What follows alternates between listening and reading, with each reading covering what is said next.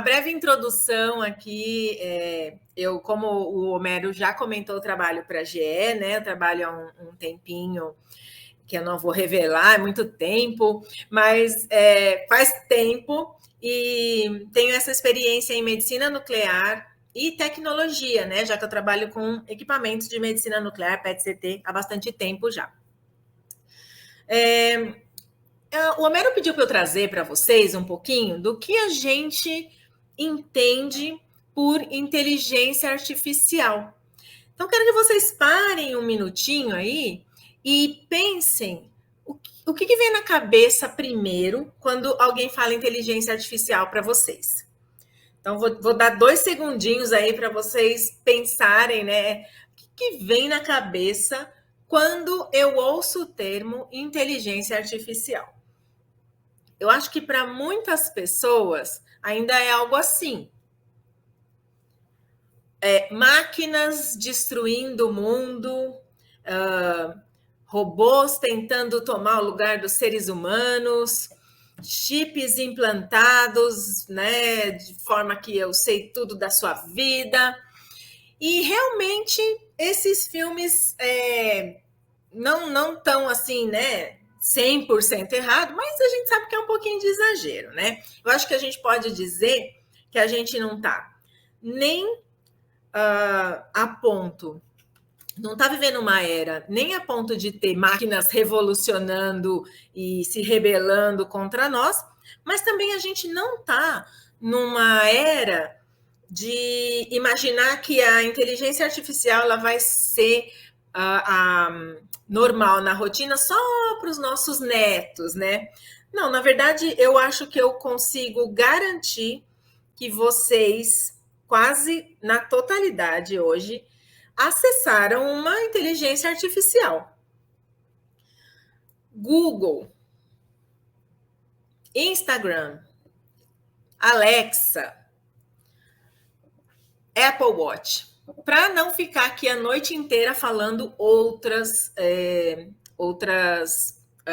exemplos, né? Então, todos esses aplicativos, eles trabalham com base na inteligência artificial, que trabalha com base em dados. O Google, toda vez que você acessa o Google e faz uma busca, ele te dá uma resposta customizada. Ele toma por base todas as buscas que você fez e todos os acessos que você faz em tudo que está conectado ao Google para te dar uma resposta baseada nisso. Uma resposta customizada, uma resposta personalizada. A mesma coisa o Instagram, quando você comenta assim, gente, o Instagram ouviu que eu estava falando com a minha mãe de manhã. Eu perguntei para ela o que ela achava da gente comprar uma fritadeira elétrica e agora só aparece propaganda de fritadeira elétrica para mim. Todo mundo já passou por isso. E é verdade. Pode ser que ele não ouviu você, mas baseado em pesquisas, baseado em dados, vou falar muito isso hoje, dados, ele sabe o que ele tem que te oferecer para vender. A Alexa, ela consegue responder para a gente quase tudo que a gente pergunta, porque ela foi alimentada com uma base de dados enorme. E ela também começa a aprender as suas rotinas. Você pode deixar ela customizada para o que você precisa. E já que a gente vai falar de medicina, tem um exemplo que eu li outro dia sobre um usuário de Apple Watch, que, na verdade, o Apple Watch salvou a vida dele. Por quê? O Apple Watch também grava um monte de dados seus, desde pressão arterial até quantos passos você deu no dia. E esse usuário, ele estava lá, né, na sua vida, na sua rotininha normal, de repente esse Apple Watch começou a dar uns alarmes e falava que era pressão arterial, essa pessoa não tinha problema, mas o relógio atormentou tanto ele que ele acabou indo ao médico e realmente ele estava com princípio de infarto. Então, isso mostra que, na verdade, a inteligência artificial, talvez não com essa roupagem de ficção, mas ela já é realidade nas nossas vidas. Vamos ver na medicina como é que ela pode se comportar, né? Bom, afinal, as máquinas podem pensar. Um pesquisador chamado Alan Turing, talvez vocês conheçam ele de um filme não muito antigo aí, chamado O Jogo da Imitação. Ele propôs num paper publicado, então, em 1950, o que ele chamou de, o que os pesquisadores depois chamaram de teste de Turing. Esse teste, ele consiste em um observador humano interagindo com perguntas e respostas, com perguntas feitas por humanos e perguntas feitas por computadores. O intuito do teste é o avaliador humano dizer se com quem ele está interagindo é humano ou é computador.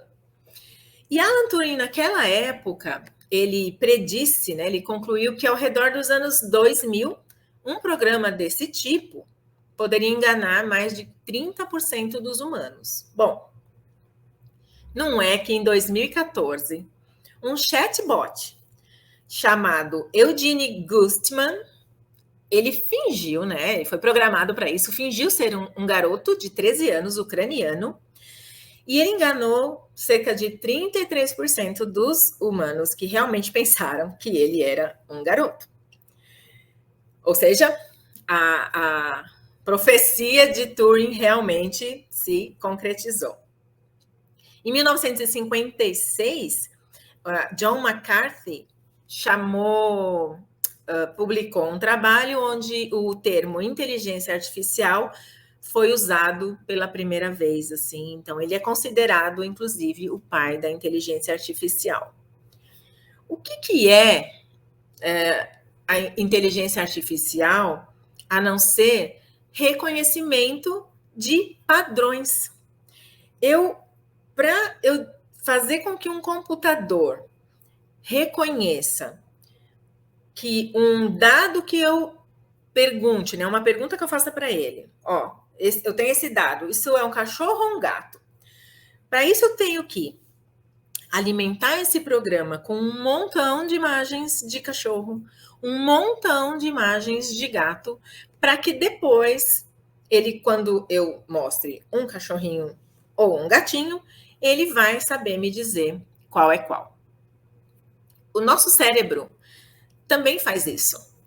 Se você olhar essa imagem, seu cérebro vai olhar primeiro e ver, puxa vida, é um muffin ou é um chihuahua? Então, se o primeiro, por exemplo, é um chihuahua, não é um muffin. Por quê? Porque eu estou vendo uma borda aqui diferente. O segundo é um chihuahua, porque porque o focinho é assim ou é assado. E eu vou a cada imagem adequando, vendo onde é mais parecido com muffin, mais parecido com chihuahua, e meu cérebro chega a essa conclusão. Isso aqui vai ser muito parte do que a gente vai ver hoje em termos de inteligência artificial, então guarda aí essa informação, guarda essas carinhas de chihuahua e muffin aí, que a gente vai voltar neles, tá?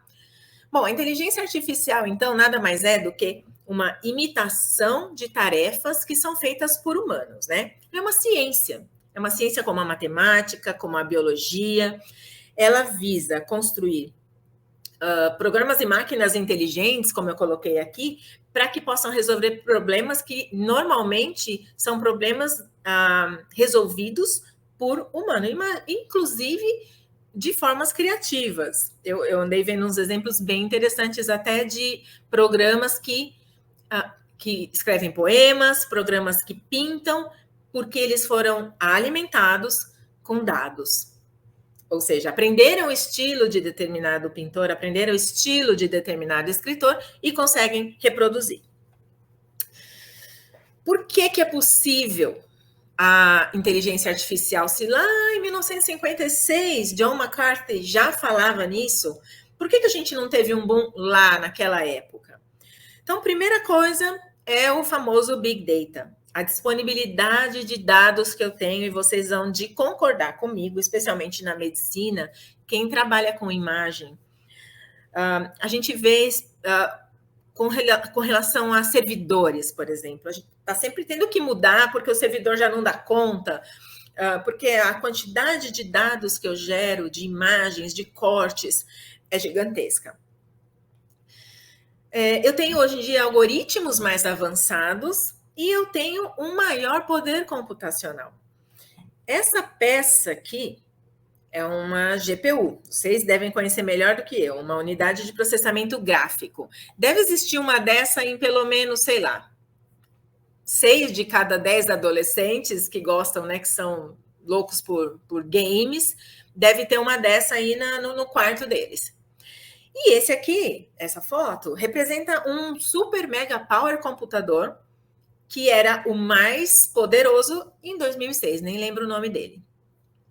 Para você ter uma ideia, se você pegar essa peça, entrar numa máquina do tempo e voltar em 2006, o poder computacional dessa GPU, ele é cerca de 5 vezes maior do que as 500 máquinas mais poderosas daquela época. É uma coisa absurda. Então, por causa desse aumento do poder computacional, e por causa da disponibilidade enorme de dados, principalmente, eu consigo desenvolver esses algoritmos mais avançados. Mas algoritmos avançados de machine learning. Que raio é machine learning? O machine learning é um ramo da inteligência artificial que tem como objetivo criar um algoritmo que aprenda, ele se retroalimenta, não segue nenhuma programação pré-definida ou que indica tarefas pré-definidas, né? Tarefas específicas. Então, é mais ou menos isso. Eu tenho uma quantidade enorme de dados. A gente chama isso de training data, porque é como se o algoritmo ele precisasse aprender com esses dados. Então, eu tenho esse monte de dados que gera esse algoritmo para chegar num modelo. Aqui eu tenho novos dados que são inseridos, passam nesse modelo e chegam no resultado previsto. Se a gente transformar isso ou melhor, transportar isso para a medicina ou para a área de imagem, seria mais ou menos isso. Eu tenho aquele monte de dados referentes ao paciente, sintomas, parte descrição clínica, tudo que possa estar relacionado a determinado diagnóstico. Esses dados vão fazer esse caminho de algoritmo e modelo. Cada vez que eu entro um novo dado, ou seja, um novo sintoma do paciente ou uma nova informação, ele outra vez alimenta o modelo e chega no diagnóstico. O nosso resultado aqui, no caso, na medicina ou em imagem, seria o diagnóstico. Para que esse algoritmo seja desenvolvido aqui no meio, está acontecendo muita coisa. E essa muita coisa é o que a gente chama de Deep Learning.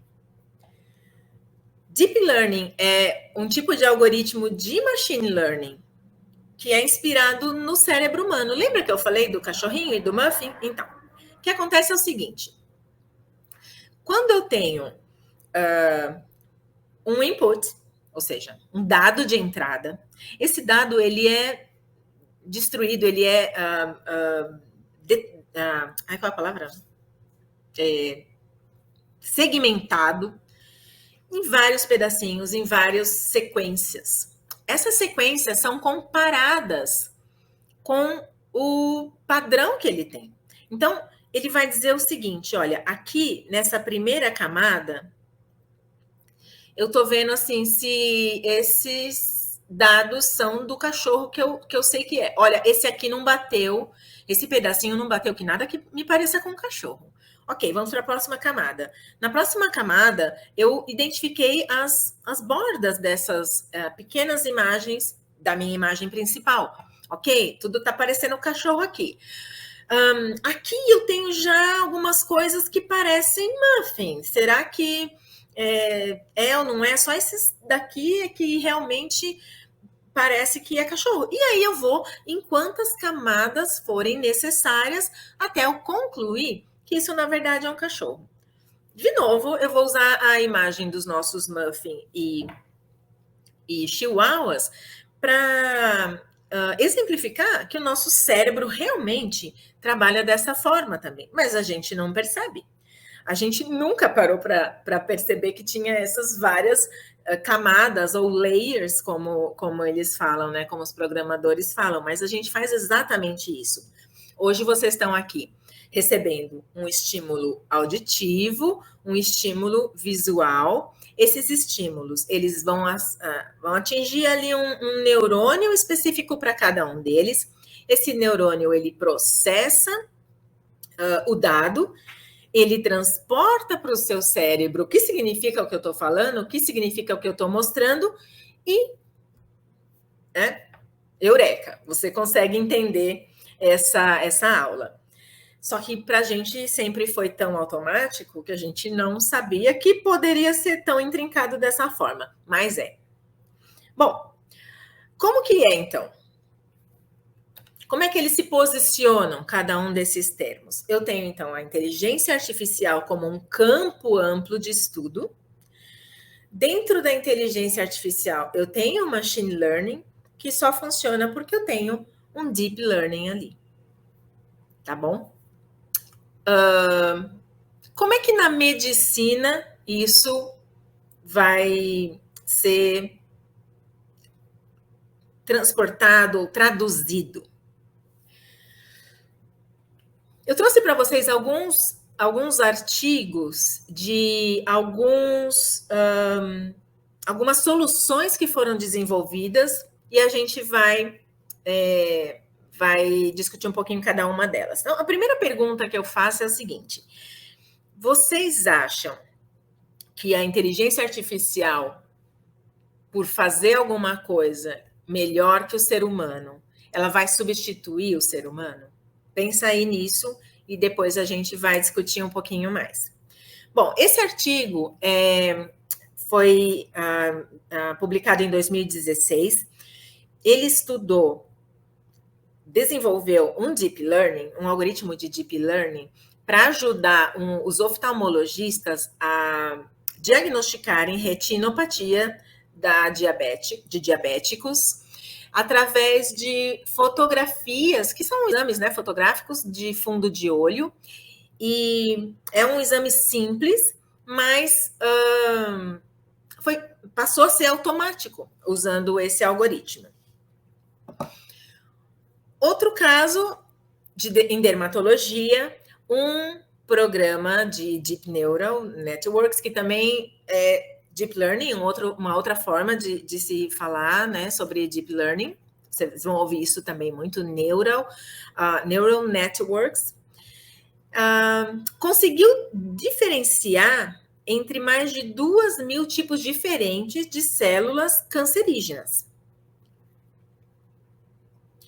E, por último, um outro programinha, Convolutional Neural Networks, outra maneira de chamar Deep Learning também, que foi treinado para ler raio-x de tórax e diagnosticar com mais ou menos 99% de acurácia se era tuberculose ou não.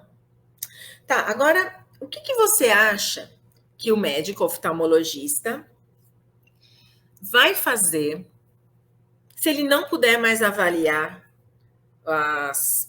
todas essas, 300 imagens que ele tem que avaliar por mês para chegar a um diagnóstico? Eu acho que ele vai estar gastando mais tempo, por exemplo, com cirurgias oculares, com uma cirurgia de catarata, com uma cirurgia de correção de grau. Os dermatologistas que não precisam ficar diferenciando células cancerígenas, é bem provável que eles vão ter mais tempo para trabalhar estratégias de tratamento para esses cânceres. E o radiologista, ou mesmo o pneumologista, que iria perder também esse tempo enorme avaliando cada raio-x que chega, e vocês sabem que raio-x de tórax é um montão, né? Mas esse médico, ele vai ter mais tempo para trabalhar naquilo que não tem uma inteligência artificial para fazer. Então, é muito importante a gente entender que a inteligência artificial, ela pode transformar a medicina sem roubar o lugar das pessoas.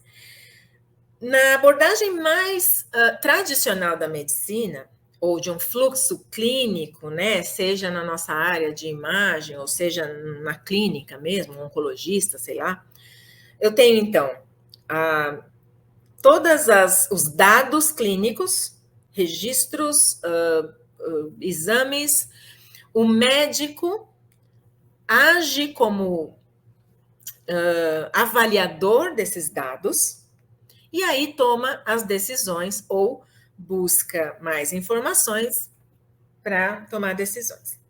Na outra ponta, no outro extremo, eu tenho uma abordagem que é completamente automática, ou melhor, completamente automatizada, sem a presença de um médico ou de um humano de jeito nenhum. Que é uma abordagem que eu tenho todos os dados, esses dados, eles entram, já passam pelo algoritmo, e o próprio algoritmo determina, então, o diagnóstico, sugestões de tratamento. Essa abordagem é totalmente hipotética, ninguém vê possibilidade dela existir. O que a gente mais busca é essa integração entre máquina, ou entre programa de inteligência artificial, e os clínicos, onde o clínico, após receber os dados que ele poderia avaliar, ele registra esses dados e esses dados vão para o algoritmo avaliar. Fica como o programa sendo uma segunda opinião para o médico sendo uma segunda opinião para o programa, para a inteligência artificial. E aí sim, o médico toma a decisão final de que se é ou não é aquele diagnóstico ou que tipo de tratamento seguir. Não podemos esquecer que para que a inteligência artificial possa contribuir com a medicina, ela não precisa derrotar os humanos. A gente já ouviu várias histórias, não só essas de ficção, né? Mas programas de computador que venceram jogos, né? A gente tem aí o AlphaGo, os outros eu não sei o nome, mas tem um bem antigo que venceu aquele campeão de xadrez, Gasparov, sei lá, era esse nome dele, mas não há necessidade disso na medicina. O que a gente precisa na medicina é um programa desenvolvido com uma inteligência um pouquinho acima da média dos nossos médicos, de uma forma geral, para que eles possam trabalhar juntos. Bom, se a gente pudesse pensar, então, no teste de Turing na medicina, a gente teria, então, o paciente. Esse paciente receberia as informações de humanos e de computadores, e a gente teria que ver o que acontece, né? Isso aqui é só para vocês pensarem o que a gente teria num teste desse se fosse aplicado para inteligência artificial da medicina. Muito bem. Será que a gente precisa ainda de médicos? A inteligência artificial, ela é um programa treinado com uma quantidade massiva de dados. Então, ela é muito objetiva. Esse Dr. Elliot Siegel, da Universidade de Maryland, ele fez um teste. Ele apresentou essa figura para um deep learning e o programa identificou essa figura com uma segurança de 60% de que era um panda. Aí ele adicionou um ruído, que eu não sei muito bem o que é exatamente esse ruído, se é um ruído estatístico. Ele chama de ruído de distúrbio. E depois disso, o mesmo programa identificou essa imagem que eu olhando, não sei vocês, mas eu olhando para mim é exatamente a mesma coisa, mas o programa identificou essa imagem como sendo uma imagem de um gibão, agora com uma segurança de 99%. O gibão é esse ser aqui, esse carinha. Não tem nada a ver, assim, no meu singelo conhecimento dos animais, né? Mas isso para exemplificar.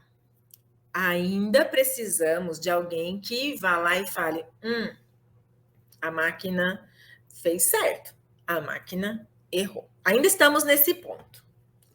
Muito bem. O desenvolvimento da inteligência artificial tem sido tão grande que isso em 2018, se eu não me engano, é o número de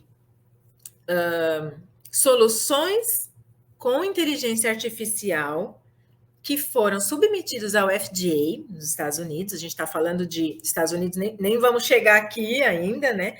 Mas o número de soluções de inteligência artificial que foram submetidas à FDA para ser utilizados em medicina de uma forma geral. E a medicina nuclear, que é a minha área de atuação, ela não é diferente. A medicina nuclear ela é uma modalidade que ela sempre foi enxergada como uma modalidade com baixa resolução. Então, quanto mais soluções automáticas eu tiver, menos interferências interusuário eu vou ter e mais precisão eu vou ter nas soluções. Então, muitos grupos também estão publicando bastante soluções de inteligência artificial para a medicina. Eu trouxe algumas para a gente discutir aqui. Esse é um grupo, Dr. Bittencourt, publicado em 2019. A ideia aqui foi desenvolver para perfusão do miocárdio, um tipo de estudo, né, na medicina nuclear, um deep learning que conseguisse separar entre os pacientes quais tinham maior probabilidade de ter doença coronariana, doença arterial coronariana. Bom, se vocês conseguem olhar aqui, esqueci de dizer que foi um estudo multicêntrico. Então, cada um desses hospitais ou clínicas diferentes que participaram, eles compararam, então, o programa, o Deep Learning, com o método que já existe, que é um método quantitativo e baseado em banco de dados. Eu tenho os resultados e eu comparo com um banco de dados de normal para gênero e idade. Em todos eles, eu tenho melhor performance no Deep Learning do que no método quantitativo baseado em banco de dados de normais. Então, só para vocês terem uma ideia do que a gente está falando, essa imagem que vocês estão vendo é uma das muitas que eu posso ver ou acompanhar em cardiologia nuclear, é chamada de mapa polar, porque ou bullseyes, né? Porque parece um olho de búfalo, sei lá, mas chama bullseyes também. E a ideia aqui, esse lado esquerdo inferior aqui, É o que costuma ser o resultado com o TPD. O TPD é o modo quantitativo de apresentar esse dado. Então, o médico usa isso daqui para avaliar se esse paciente tem uma coronariopatia, se ele tem um infarto, uma isquemia, se ele tem uma doença triarterial ou uma doença microvascular, enfim. Esse daqui, quando a gente inclui o Deep Learning, eu consigo dar uma probabilidade mais clara de aonde eu tenho um problema. Então, esse aqui é conhecido que ele tem um problema, é um paciente masculino de 79 anos, e ele tem certeza que ele tem já um problema na descendente anterior esquerda. A mesma coisa aqui. Uma paciente de 62 anos, feminina, que já se sabe que ela tem um triarterial, e olha, eu tenho em 3 artérias, nas 3 artérias, ela tem diminuição, ou seja, probabilidade de CAD. Eu tenho aqui uma área clara de hipocaptação nesse TPD, mas as outras paredes não estão tão claras assim. Então, eles conseguiram e a conclusão, deixa eu só voltar um aqui, a conclusão foi que realmente o Deep Learning era mais conclusivo, né, comparado com o método atual, que é o de comparação com um banco de dados normal. Um outro caso, agora com PET, desse grupo que publicou. O que acontece aqui nesse caso? Eles estão trabalhando com radiomics, não vou falar isso, mas eu preciso ter tudo influencia muito no resultado da imagem. E o que eles fizeram aqui foi comparar o contorno que 5 operadores diferentes fariam nessa lesão. Então, quando eu tenho aqui essa lesão com os 5 contornos diferentes, eu vejo que cada um é de um jeito. E não foi nem a intenção do artigo, do trabalho, dizer que o maior era melhor, ou mais justinho aqui era o melhor. Não era essa a ideia. Mas a ideia era que se uma ferramenta de Deep Learning fizesse o contorno, então eu teria uma maior consistência, independente do operador que fosse fazer.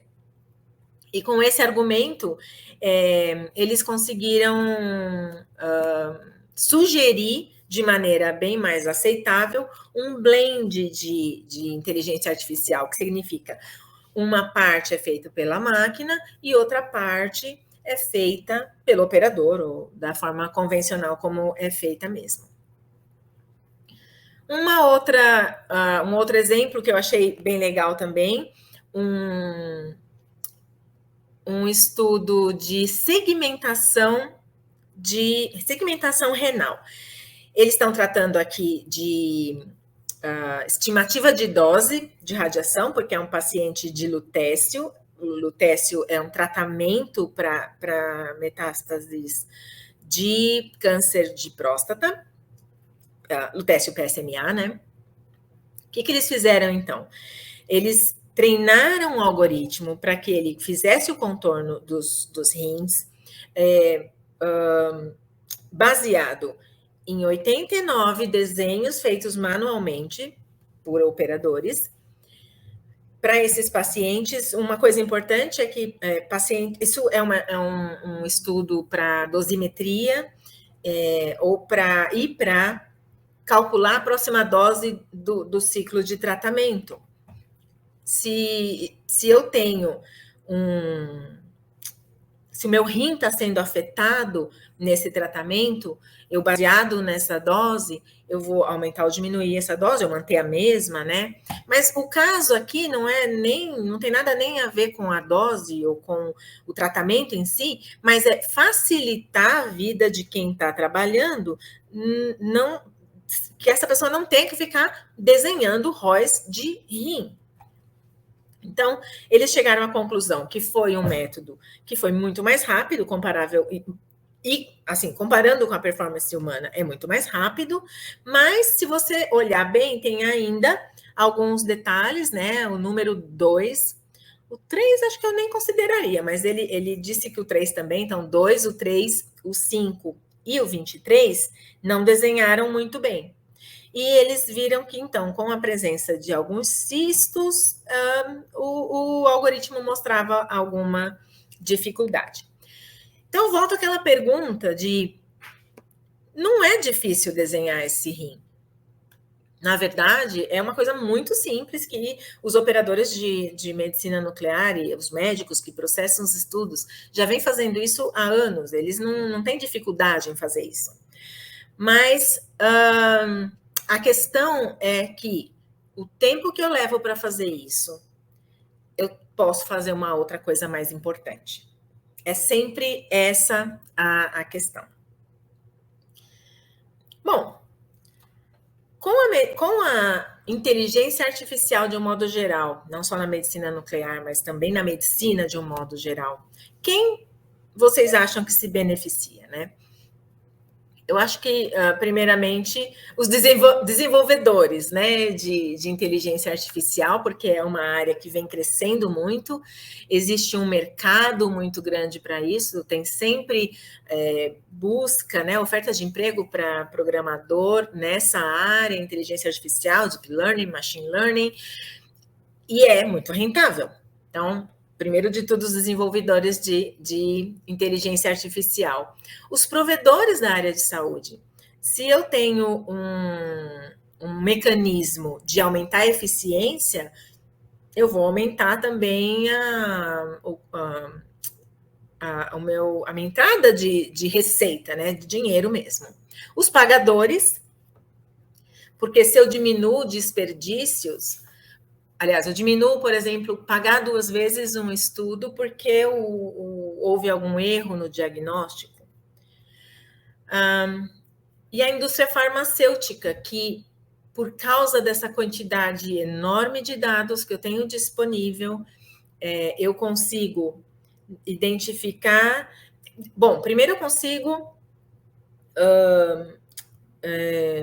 ferramentas, né? A própria ferramenta da inteligência artificial pode me ajudar em trials, em avaliar dados, quando eu estou desenvolvendo algum fármaco novo, mas eu posso também identificar novas estratégias de tratamento usando esses dados analíticos. Então, antes de ter o desenvolvimento de um fármaco novo e durante o desenvolvimento de um fármaco novo também, na parte toda de avaliação desses dados, tá?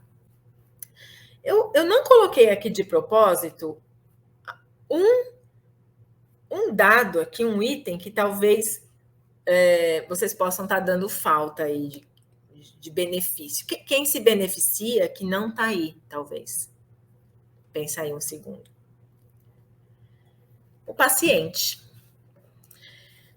Em tese, o paciente vai ser beneficiado. Porque, afinal de contas, para que eu quero um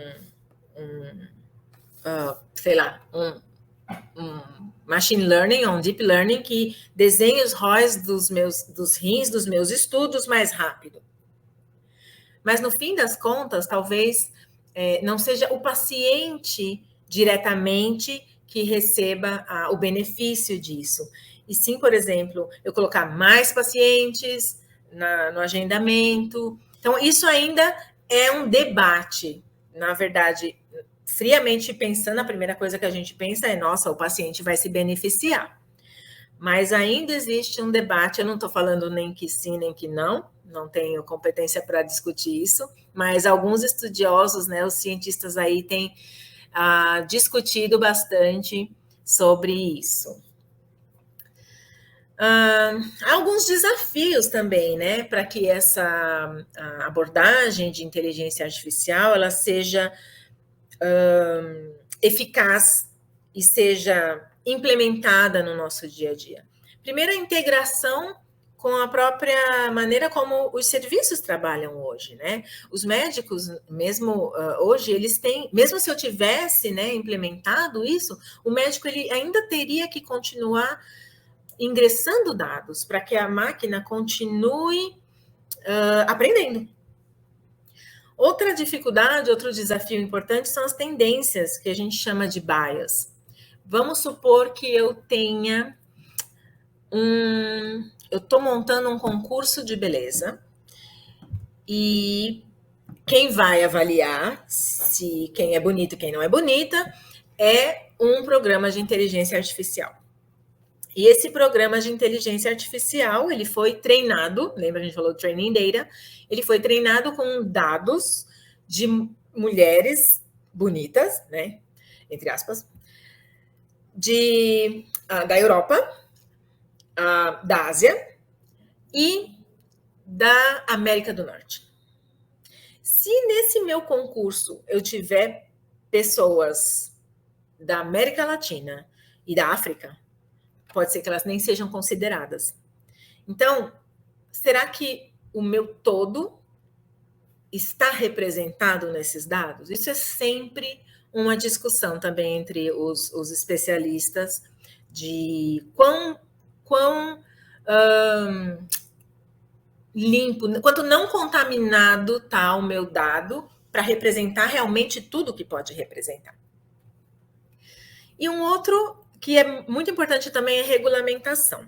Então, hoje em dia, conversando com uma cientista que trabalha comigo, ela falou que é assim é quase um parto para aprovar no FDA qualquer ferramenta que tenha AI no nome.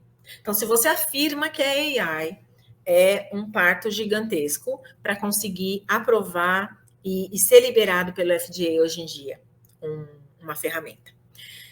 Agora, essa ferramenta que vai ser autorizada, ela foi alimentada, vamos chutar um número qualquer aqui, com 800 mil imagens. Vamos supor que é uma ferramenta de imagem, ela foi alimentada com 800 mil imagens.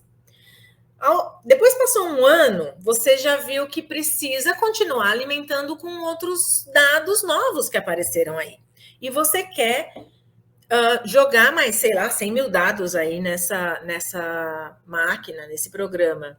Você, hoje em dia, do jeito que a lei é hoje, você tem que pegar isso, tirar do mercado, ou melhor, não tirar do mercado, mas é como se você fosse criar uma nova ferramenta, um novo produto, passar de novo no FDA e aprovar outra vez no mesmo parto gigantesco que foi para a primeira vez. Então, como hoje é o sistema de aprovação de produtos nessa área, não funcionaria. Então, precisa ter uma atualização, precisa ter uma revisão, e os especialistas já estão fazendo burburinho a respeito disso também. Bom, eu tenho alguns outros programas que esses são mais práticos, assim, são programas que estão sendo lançados agora no mercado, né? A GE tem alguns novos programas que são com base em inteligência artificial. Um deles é o QLang, ele avalia pulmão. A ferramenta que a gente tinha antes era basicamente a mesma, só que eu precisava riscar aqui, eu desenhar cada uma das fissuras dos lobos pulmonares. Com a inteligência artificial, ela faz tudo sozinha. Então, você simplesmente aperta um botão, ele, tendo o mínimo de qualidade no CT, ele consegue separar as fissuras e você vai, então, conseguir fazer a análise que é necessária. CIRT é um tratamento com radioisótopos. Esse tratamento é para hepatocarcinoma. E para eu saber se eu posso ou não começar esse tratamento no paciente, eu preciso calcular um shunt pulmonar. Eu preciso saber se, quando eu injetar o material aqui radioativo para matar as células cancerígenas, se esse material não vai para o pulmão. Então, a gente faz um estudo sobre isso, um estudo quantitativo, e, da mesma forma, por inteligência artificial, ele define esses cálculos para você, coisa que antes era muito mais qualitativo, você via e corria o risco de, às vezes, prejudicar o paciente. Não por dar, porque os médicos são bastante conservadores, mas por não dar a terapia e aí não conseguir tratar o paciente. Teranósticos, não sei se vocês já ouviram esse termo, mas é o tratamento, que é também a mesma coisa aqui também, né? CIRT também é um tipo de teranóstico, é um tratamento com radioisótopos. Quando eu injeto um radioisótopo para tratamento, eu estou injetando partículas alfa ou beta para destruir esses pequenos nódulos que o meu paciente tem. O que acontece é que a radiação não vê o que ela está atacando, e ela pode também atacar outros órgãos, bem menos proporção do que, por exemplo, uma radioterapia ou uma quimioterapia, mas ela pode atacar. E para garantir, normalmente esses teranósticos são feitos em vários ciclos, e para garantir que o próximo ciclo não vou destruir um rim, ou um fígado, ou um pulmão, eu tenho que fazer alguns cálculos. E esses cálculos também antes eram feitos apenas por físicos e, na verdade, não eram feitos porque eram muito complicados.